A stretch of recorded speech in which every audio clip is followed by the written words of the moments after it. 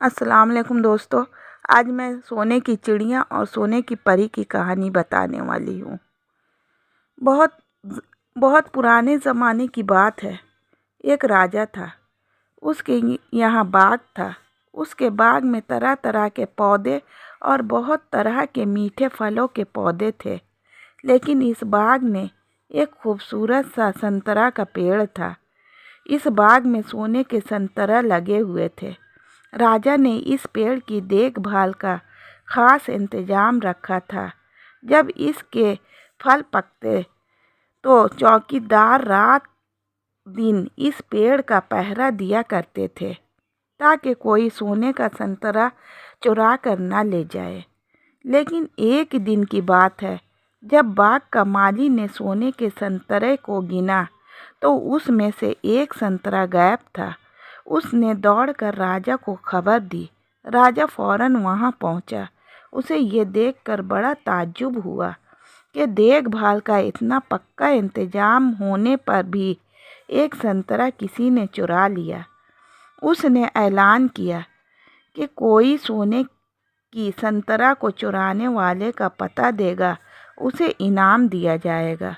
सबसे बड़े राजकुमार ने राजा से कहा कि रात में वो पहरा देगा और चोर को पकड़ने की कोशिश करेगा।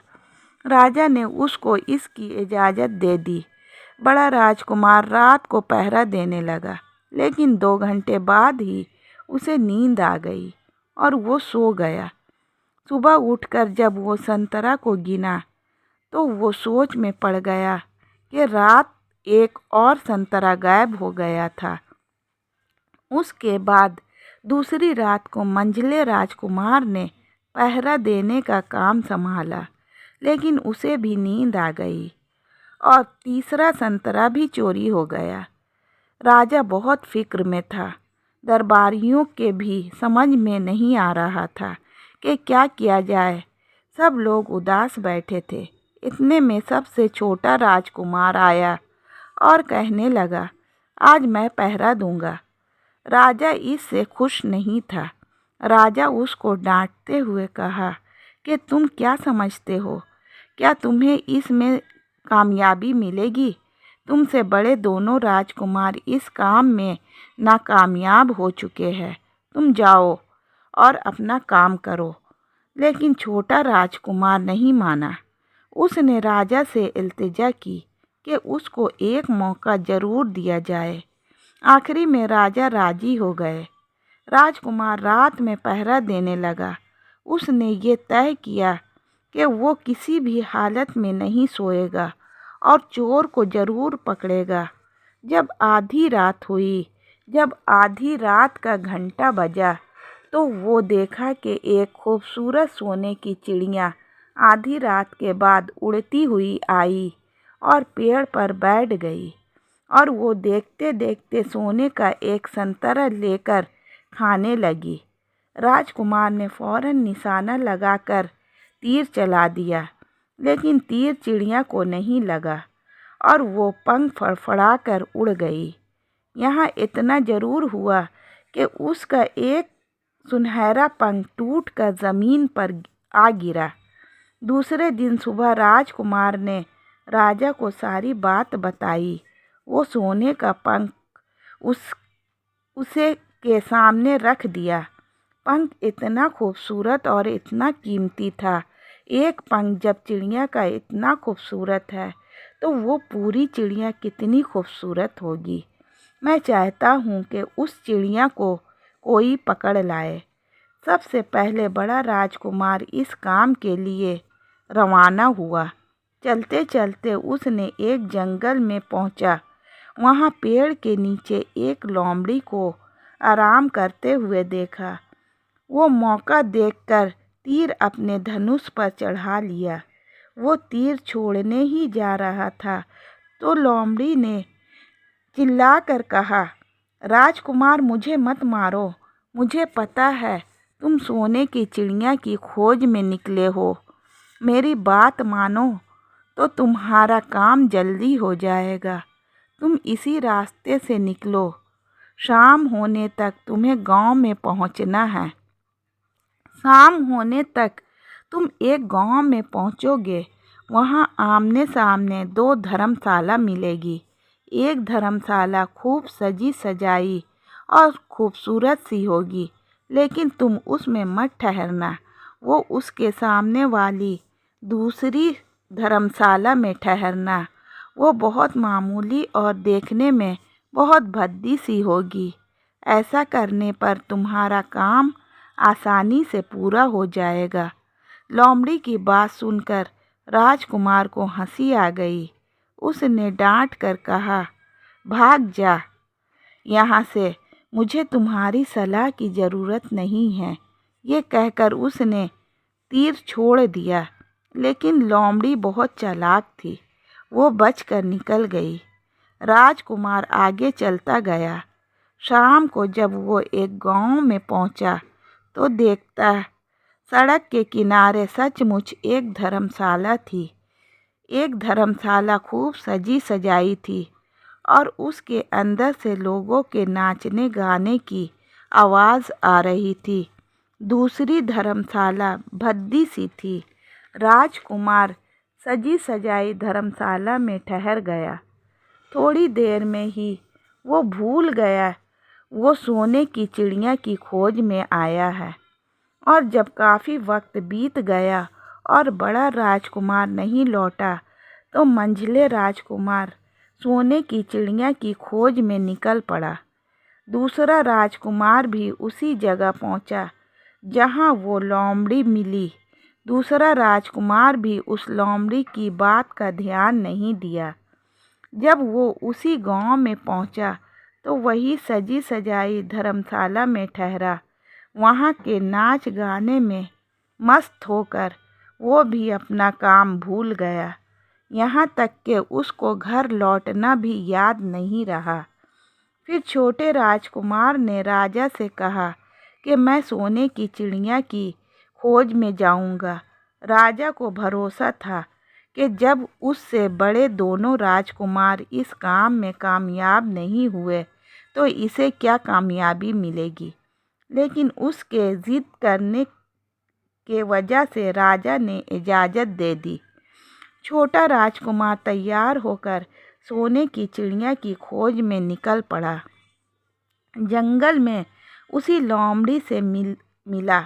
राजकुमार ने लोमड़ी की बात को ध्यान से सुना और कहा, ठीक है, तुम जो कह रही हो मैं वैसा ही करूँगा। अब तुम जाओ, मैं तुम्हें नहीं मारूँगा। इस पर लोमड़ी खुश होकर बोली, तुम सबसे अच्छे लड़के मालूम होते हो। तुमने मेरी बात का मजाक नहीं उड़ाया। तुम मुझ पर तीर नहीं चलाओगे। मैं तो तुझसे खुश हूँ। मैं तुम्हारी मदद करूँगी। आओ तुम मेरी पूँछ पर बैठ जाओ। मैं तुम्हें उस धर्मशाला तक पहुँचा देती हूँ। देखते देखते लोमड़ी की पूँछ काफ़ी बड़ी हो गई और राजकुमार उस पर बैठ गया। उसमें बैठते ही लोमड़ी हवा में उड़ने लगी और थोड़ी ही देर में मैदान और पहाड़ों को पार करके उसे गांव में पहुंच गई।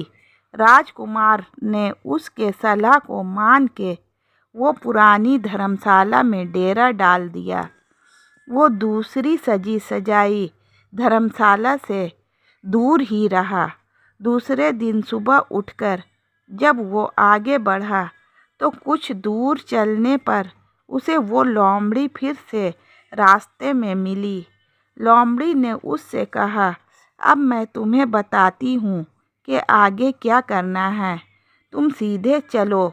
आगे जाने पर तुम्हें एक बहुत बड़ा किला मिलेगा जिस पर सिपाही लोग पहरा दे रहे होंगे।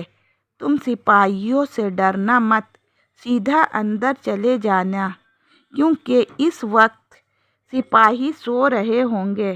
तुम बेधड़क होकर किले में घुसना और चले जाने और उनके कदमों को पार करते हुए आगे बढ़ जाना और उस जगह पहुंच जाना जहां लकड़ी की पिंजड़े में सोने की चिड़िया बंद है। तुम चिड़िया को उड़ाकर पिंजड़े से बाहर ले आना। पिंजड़े के पास में एक बहुत खूबसूरत सा सोने का पिंजड़ा भी रखा हुआ है। तुम भूल कर भी उस पिंजड़े में चिड़िया को मत रखना। तुम लकड़ी के पिंजड़े से निकाल कर सोने के पिंजड़े में रखने की कोशिश करोगे तो बाद में पछताओगे। कहकर लोमड़ी ने फिर से राजकुमार को अपने पूंछ में बैठाया और थोड़ी ही देर में उसको किले के पास पहुंचाया। राजकुमार ने किले के पास जाकर देखा तो सचमुच उसके पहरेदार सो रहे थे। वो बिना डरे सीधा महल में घुस गया और थोड़ी ही देर बाद वो वहां जा पहुंचा जहां सोने की चिड़िया थी। एक पिंजड़े में थी। पिंजड़े के पास सोने का पिंजड़ा पड़ा हुआ था। पिंजड़े के पास 3 सोने के संतरे पड़े हुए थे। वो फौरन पहचान गया कि ये सेब उसके वालिद के बाग के हैं। वो चिड़िया इतनी खूबसूरत थी कि राजकुमार उसे देखता ही रह गया। वो उसको उठाकर लाने ही वाला था कि उसकी नज़र एक खूबसूरत से पिंजड़े पर पड़ी। पिंजड़ा बहुत ही खूबसूरत था और उसमें तरह तरह के कीमती पत्थरों से जड़े हुए थे। सोने के चिड़िया के लिए वही पिंजड़ा ठीक मालूम पड़ता था। राजकुमार लोमड़ी की बात को भूल गया। उसने लकड़ी के पिंजड़े से उस चिड़िया को निकालकर सोने के पिंजड़े में बंद कर दिया। नए पिंजड़े में आते ही चिड़िया ने खूब ज़ोर ज़ोर से शोर मचाना शुरू कर दिया। राजकुमार पिंजड़े को उठाकर कमरे से बाहर भी नहीं निकल पाया था कि बहुत से सिपाही कमरे में घुस आए और उन्होंने राजकुमार को पकड़ लिया। अब राजकुमार को अपनी भूल का पता चला। उसे याद आया कि लोमड़ी से उसने क्या कहा था, लेकिन अब क्या हो सकता था। सिपाही उसे खींचते हुए राजा के दरबार में ले गए। राजा को पूछने पर राजकुमार ने सारी बात बताई। राजा बोला, तुम मेरे महल में चोरी करने के लिए घुसे थे। मैं तुम्हें माफ़ नहीं कर सकता। तुम्हें फांसी की सज़ा दी जाएगी, लेकिन मैं तुम्हें एक मौका देता हूँ। अगर तुम मेरे लिए सोने का एक घोड़ा ला दो तो मैं तुम्हें छोड़ दूँगा, बल्कि सोने की चिड़िया भी तुम्हें दे दूँगा। राजकुमार को अपनी जान बचाने के लिए राजा की शर्त माननी पड़ी। अब वो सोने के घोड़े की तलाश में निकला। किले के बाहर जाने के बाद उसने देखा कि लोमड़ी उसका इंतज़ार कर रही है। उसने लोमड़ी को सारी बातें बताई। लोमड़ी ने दुखी होते हुए कहा कि मैं अब तुम्हारी कोई मदद नहीं करूँगी। तुमने मेरे कहने के मुताबिक नहीं किया। मैंने जिस तरह से कहा था, अगर तुम उस तरह से काम करते तो इस मुसीबत में नहीं फंसते और सोने की चिड़िया तुम्हें मिल जाती। राजकुमार बोला, इस बार मुझे माफ़ कर दो। मुझसे गलती हो गई है। मेरा काम तुम्हारी मदद के बिना नहीं होगा। मुझे राजा ने सोने का घोड़ा लाने के लिए कहा है, वरना मुझे फांसी पर चढ़ा देगा। लोमड़ी ने कहा, खैर मैं तुम्हें माफ़ करती हूँ। अब तुम ऐसा करो कि मेरी पूँछ पर बैठकर सीधे चली चलो। कुछ दूर जाने पर तुम्हें एक दूसरा किला मिलेगा। उसी किले में तुम्हें सोने का घोड़ा बंधा हुआ मिलेगा।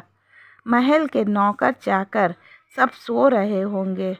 तुम चुपचाप जाना और घोड़े को खोल लेना, लेकिन एक बात याद रखना, वहाँ घोड़े के पास ही घोड़े पर घिसने पर रखे होंगे। उसमें एक तो चमड़े के होंगे, दूसरी सोने की होगी। तो सोने वाले को जिम्स को छूना भी मत।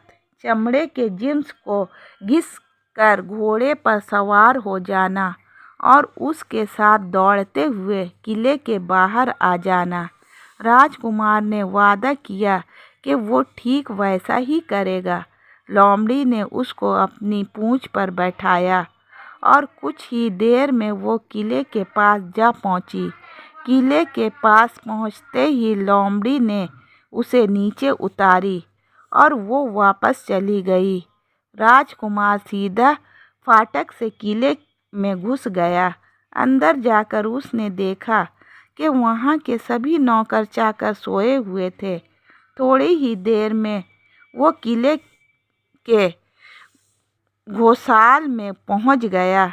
वहाँ एक बहुत खूबसूरत घोड़ा बंधा हुआ था। राजकुमार जाकर देखा तो वो घोड़ा सचमुच सोने का था। ऐसा खूबसूरत घोड़ा उसने ख्वाब में भी नहीं देखा था। वो आगे बढ़कर घोड़े को खोल लिया। जब वो बाहर निकलने लगा, उसकी नज़र एक कुंडे में पड़ी सोने के जिम्स पर गया। ये जिम्स बहुत खूबसूरत थी और इसमें हीरे मोती जड़े हुए थे। उसके पास ही फटे पुराने एक चमड़े की जिम्स पड़ी हुई थी। इतने खूबसूरत घोड़े पर फटे पुराने जिम्स घोड़े पर अच्छे नहीं लगते। राजकुमार को अच्छा नहीं लगा। उसने सोने के जिम्स उठा लिया और घसना शुरू कर दिया। इतने में घोड़े जोर जोर से चिल्ला उठा। किले के नौकर चाकर जाग गए। थोड़ी ही देर में राजकुमार पकड़ा गया। राजकुमार को सिपाहियों ने हाथ बांधकर राजा के पास पेश किया। राजा ने सारी बातें सुनी। कहा कि तुमने मेरे घोड़े को चुराने की कोशिश की है, इसलिए तुम्हें फांसी की सज़ा दी जाएगी। लेकिन अगर तुम मेरा एक काम कर दो तो मैं तुम्हें छोड़ दूंगा। यहाँ से कुछ ही दूर एक सोने का एक महल है और उसमें बहुत ही खूबसूरत राजकुमारी रहती है। अगर तुम अपनी जान बचाना चाहते हो तो उस राजकुमारी को मेरे पास ले आओ, तो मैं ये सोने का घोड़ा तुम्हें दे दूंगा। बेचारा राजकुमार फिर से एक नई मुसीबत में फंस गया। उसे मजबूर होकर राजा की शर्त को माननी पड़ी। अब वो सोने की महल की खोज में निकला। कुछ दूर चलने पर उसे वो लोमड़ी मिली। पता नहीं लोमड़ी को सारी बातें मालूम हो गई।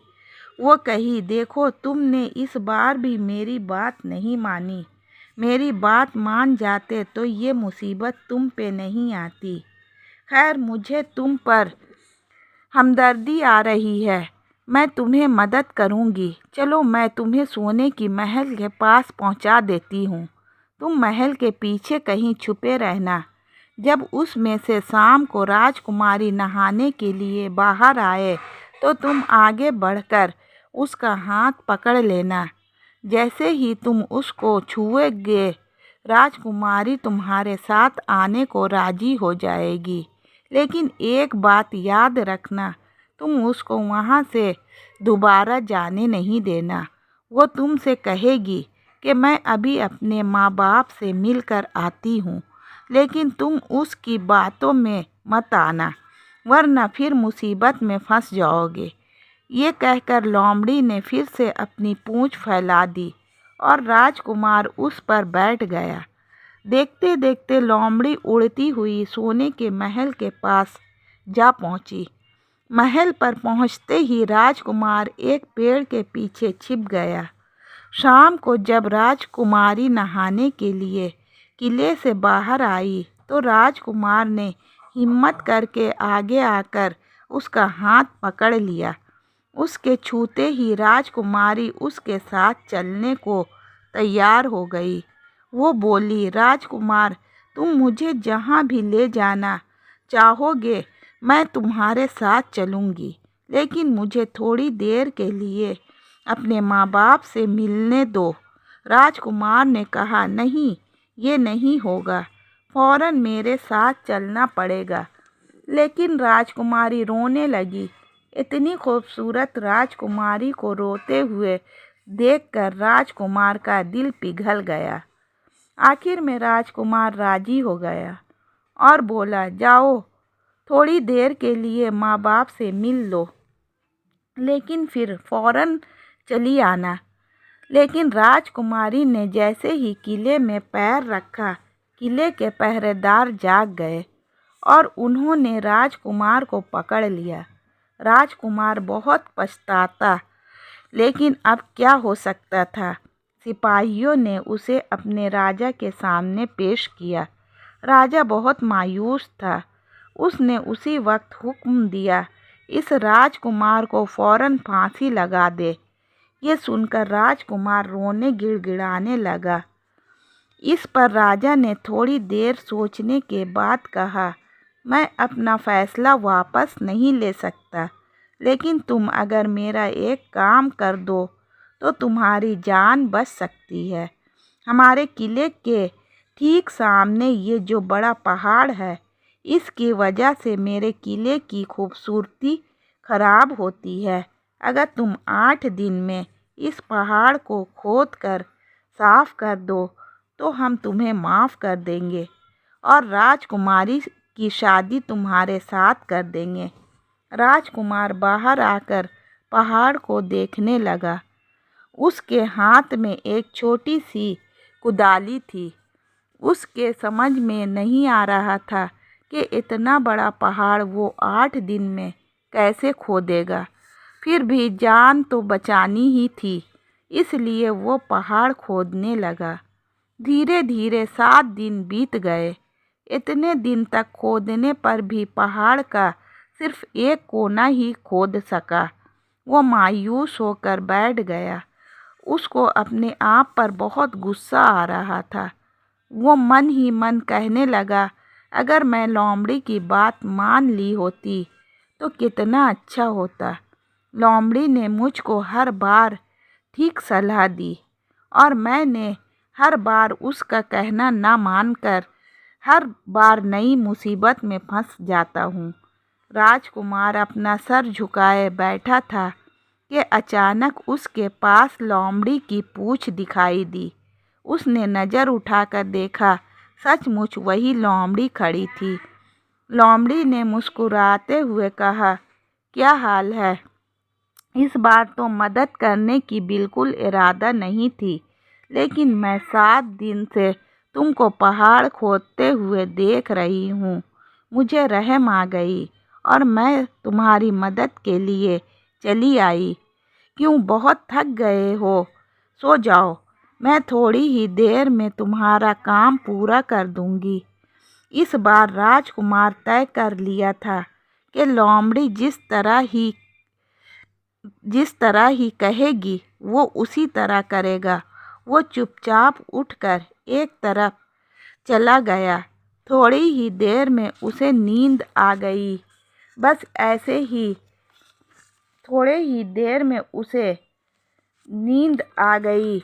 सुबह जब वो सोकर उठा तो उसे अपनी आँख पर यकीन नहीं हो रहा था।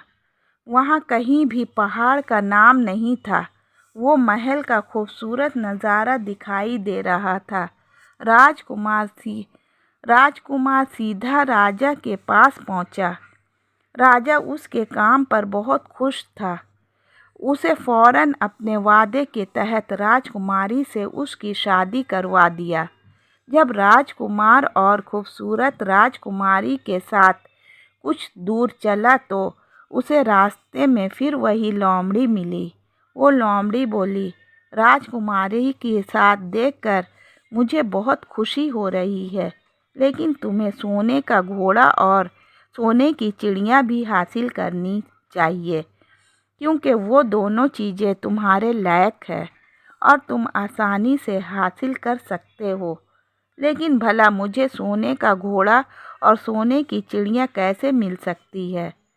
मैं तो इस राजकुमारी को उसी राजे के लिए ले जा रहा हूँ। तब लोमड़ी ने कहा, नहीं, तुम ऐसा काम कभी मत करना। इस राजकुमारी के साथ तुम्हारी शादी हुई है, ये अब तुम्हारी है। अगर तुम मेरे कहने के मुताबिक काम करो तो सोने की चिड़िया और सोने का घोड़ा मिल सकता है। तुम घोड़े वाले राजा के पास जाओ इस राजकुमारी को लेकर वो खुश होकर तुमको घोड़ा दे देगा। तुम घोड़े पर सवार हो जाना और सवार होकर सबसे विदा लेना और राजकुमारी से सबसे बाद में विदा लेना। जैसे ही तुम राजकुमारी के पास पहुंचना, तुम उसे हाथ से पकड़कर घोड़े के ऊपर खींच लेना और घोड़े को दौड़ा देना। सोने का घोड़ा इतना तेज दौड़ता है कि दुनिया का कोई भी घोड़ा उसके बराबर नहीं कर सकता। तुम पहले इतना काम पूरा करो, इसके बाद आगे का काम मैं तुम्हें बाद में बताऊंगी। मैं वहाँ रास्ते में मिलूंगी। वहाँ जाकर वैसा ही किया जैसा लोमड़ी ने बताई थी। जब सोने वाले राजा खुश होकर उसे सोने का घोड़ा इनाम में दिया, तो राजकुमार उस पर सवार हो गया और उससे विदा लिया। आखिरी में वो राजकुमारी को उठाकर तेजी से दौड़ाते हुए निकल गया।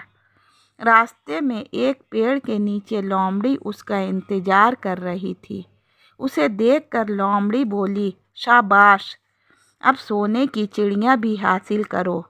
जब तुम सोने वाले चिड़िया के राजा के पास पहुँचोगे तो इस घोड़े को देखकर बहुत वो खुश हो जाएगा। तुम उसको कहना कि पहले तुम सोने की चिड़िया वाले पिंजड़े को मुझे दे दो, मैं घोड़े तुम्हें दे दूँगा।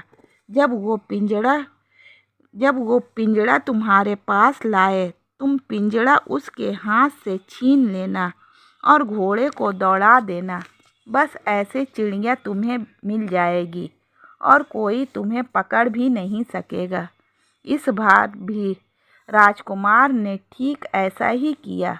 वो राजकुमारी के साथ घोड़े पर बैठा रहा और जब राजा ने उसके हाथ में सोने का पिंजड़ा दिया तो उसने देखते देखते लात मार दी और सोने का घोड़ा हवा से बात करने लगा।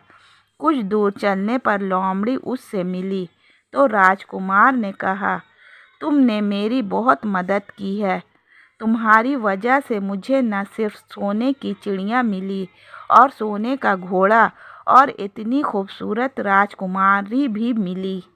बताओ मैं तुमको क्या इनाम दूँ?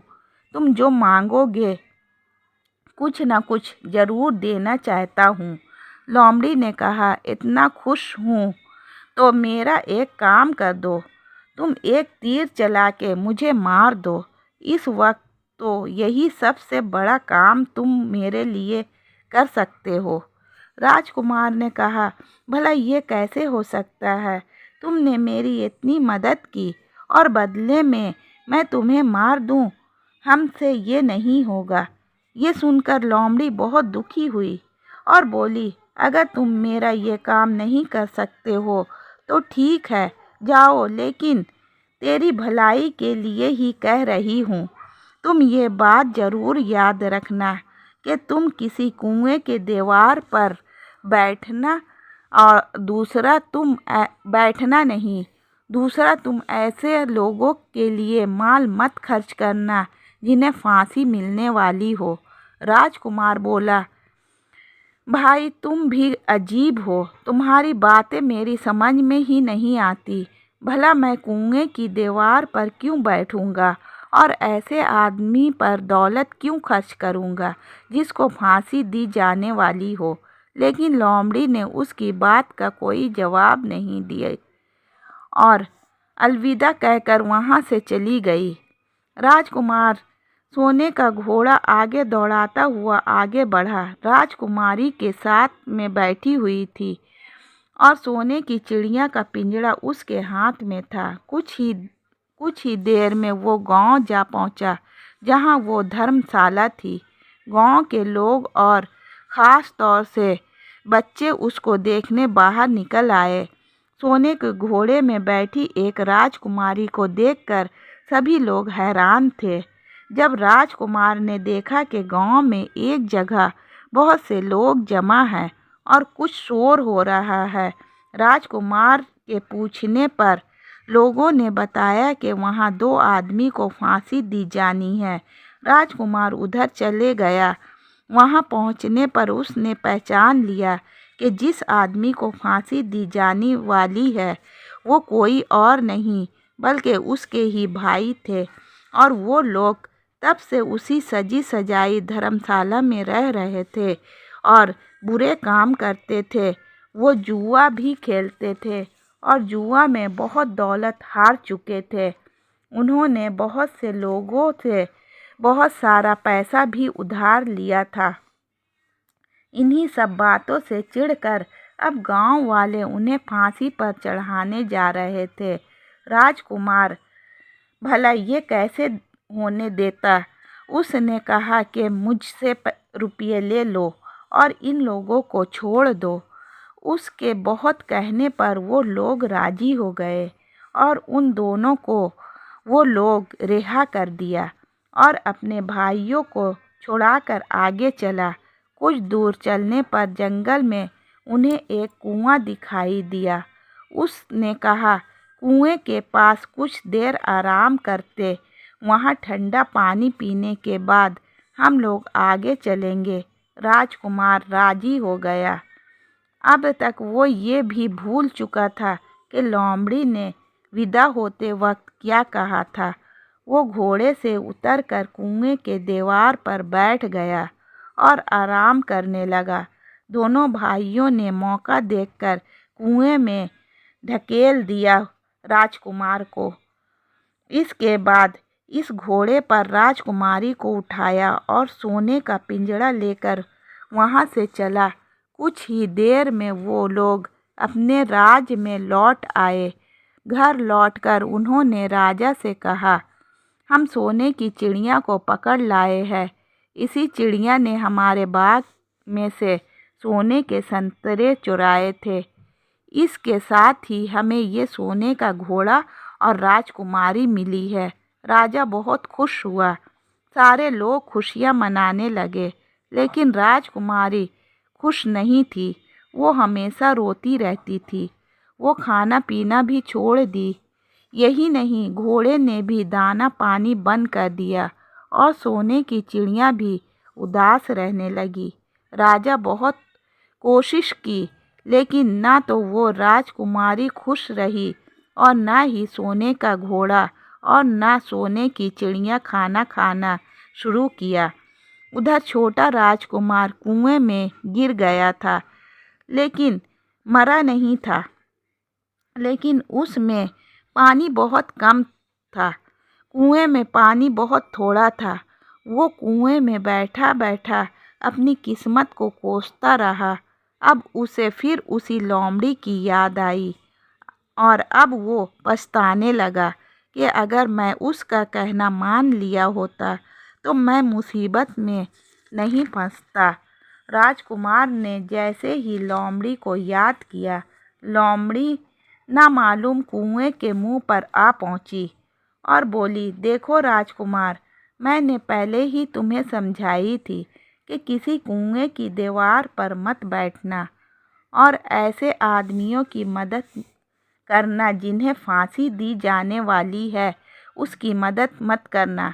लेकिन तुम नहीं माने। खैर, अब आखिरी बार फिर मैं तुम्हारी मदद कर देती हूँ। लोमड़ी मेरी पूँछ मेरी पूँछ पकड़कर कुएं से बाहर निकल जाओ। लोमड़ी की पूँछ इतनी लंबी हो गई कि कुएं में पड़े राजकुमार तक जा पहुंची। राजकुमार उसे पकड़कर कुएं से बाहर निकल आया। लोमड़ी ने उससे कहा, जाओ, अब तुम अपने घर जाओ, लेकिन जरा होशियार रहना। तुम्हारे भाई तुम्हारी जान के दुश्मन हैं। वो लोग तुमको जरूर ढूंढ रहे होंगे। राजकुमार घर की तरफ चल पड़ा। अपने घर में पहुंचने पर उसे एक भिखारी मिला। भिखारी को उसने अपने अच्छे कपड़े दे दिए और उनके बदले पुराने कपड़े पहन लिए। इस तरह भेष बदलकर वो अपने किले में पहुंचा। वहां उसके पहुंचने पर बड़ी हैरत अंगेज बात हुई। सोने का घोड़ा खुशी से हिनहिनाने लगा और दाना खाने लगा। सोने की चिड़िया भी अपने पिंजड़े में खुशी से कूदने लगी और गाना गाने लगी। राजकुमारी ने अपने आंसू पोंछ डाली और वो भी खुश दिखाई देने लगी। लेकिन राजा के समझ में कुछ नहीं आया। उसने राजकुमारी से इसकी वजह पूछा तो वो बोली, मैंने तो पहले ही सारी कहानी बता दी थी। आपके बड़े और मंझले राजकुमार ने छोटे राजकुमार के साथ धोखा किया है। इसने आपको भी धोखा दिया है। लेकिन अब आपका छोटा राजकुमार यहाँ पर आ पहुँचा है, इसीलिए मुझे बेहद खुशी हो रही है। उसी के साथ मेरी शादी हुई है और मैं उसी के साथ खुश रह सकती हूँ। राजा ने भी अपने छोटे बेटे को पहचान लिया। राजा ने छोटे बेटे को राजगद्दी पर बैठाने का फैसला किया। लेकिन राजकुमार उस लोमड़ी को नहीं भूला था जिसने इसकी इतनी मदद की थी। एक दिन वो वक्त निकाल कर जंगल में उस लोमड़ी की खोज में निकला। बहुत ढूंढने के बाद एक पेड़ के खोखले पेड़ में चुपचाप बैठे हुए देखा। लोमड़ी बहुत उदास थी और पहले से बहुत ज़्यादा दुबली भी हो गई थी। राजकुमार को देखते ही लोमड़ी ने उसे पहचान लिया। कहो राजकुमार, इधर कैसे आना हुआ? राजकुमार ने कहा, मैं तुम्हें ही ढूंढने आया हूँ। मेरे बाग में आराम से रहना, वहाँ तुम्हें किसी तरह की तकलीफ़ नहीं होगी। यहाँ तो जंगल में तुम्हें खाने पीने की तकलीफ़ होती होगी। वो लोमड़ी बोली, मुझे सचमुच इनाम देना चाहते हो तो मुझे तीर चला के मार दो, इसी से मुझे फ़ायदा होगा। असल में एक जादूगर ने मुझ पर जादू कर रखा है। मैं लोमड़ी नहीं हूँ, उसने जादू के असर से मुझे लोमड़ी बना दिया है। मैं तो उस देश का राजकुमार हूँ जहाँ की राजकुमारी से तुम्हारी शादी हुई है। असल में वो राजकुमारी मेरी छोटी बहन है।